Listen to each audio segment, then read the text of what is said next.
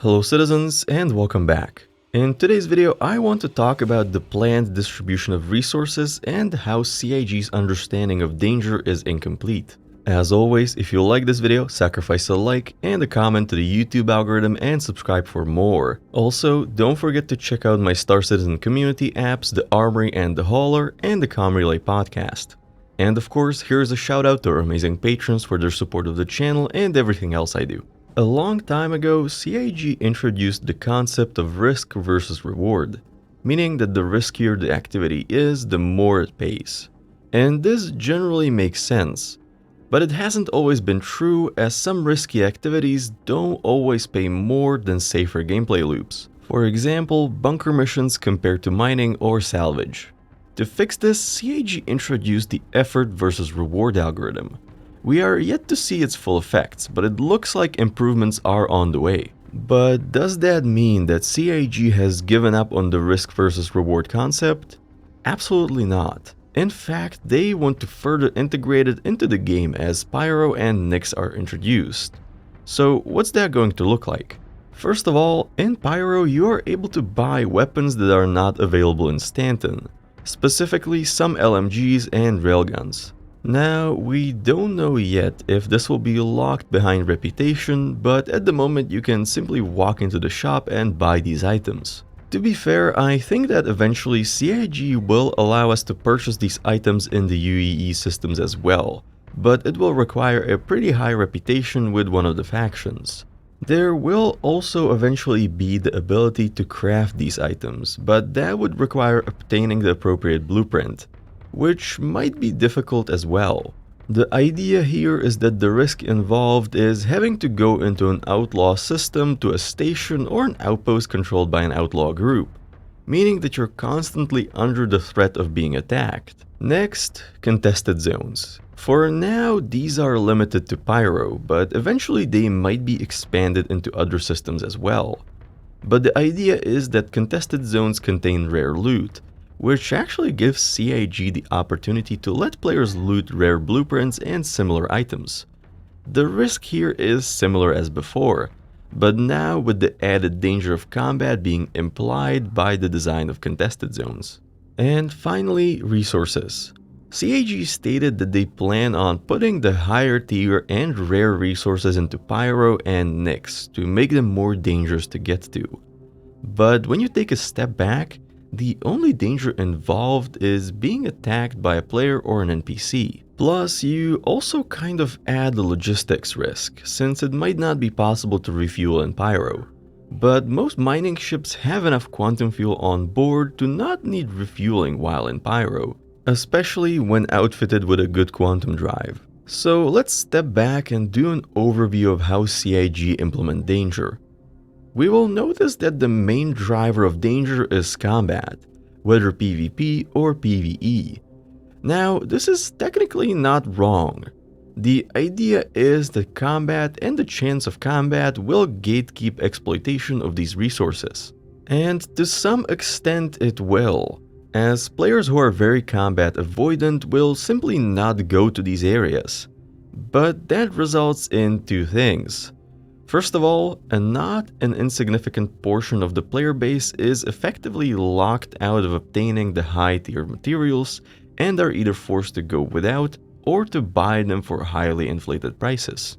Which again is not bad, but it's not good either, and we will talk about some other ways to approach this problem. And second, this idea relies on the assumption that combat prevents resource exploitation, which is not always true. We see this every few months during Jumptown. Very often we see players doing either of the missions cooperating to increase their profit. Now, in Pyro this might be different since it's a more competitive environment, but we will have to see about that. So what is missing? Well, any sort of non-combat risk. But what would that be? We would probably be looking at environmental risk or traversal risk. So in other words, places that are difficult to get to or difficult to stay at. We do actually have a few examples already in the game. We have caves and the new crash sites, The new crash sites contain traversal and tractor beam puzzles that can lead you to loot. The loot is not great at the moment, but the proof of concept works. And the second instance where we see traversal puzzles are caves. Some caves are pretty difficult to navigate, with a lot of fall hazards and places to get lost. And we saw CIG placing very valuable materials inside of caves. The big problem with caves was that most of the traversal risk came from collision and geometry not being set up correctly, which caused players to get stuck often. But this has been resolved with the new iteration of caves.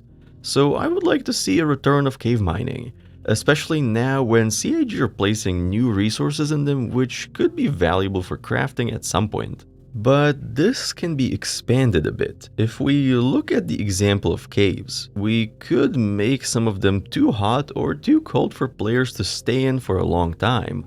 Or in the case of acid caves, the environment could be too corrosive and would damage equipment over time. And same with radiation, but we don't have some of these damage types in the game yet. But it could be an interesting way to make obtaining resources difficult and dangerous without using combat to do so. But we can actually expand on this further using the new weather tech that CIG showed us at CitizenCon. They could use that to make some areas very difficult to get to and place high tier resources there. One option would be a planet that has very unstable weather, that brings on strong storms that could ground all ships and can appear randomly. So players would have to fly in, gather the resources, and fly out quickly before the weather traps them there.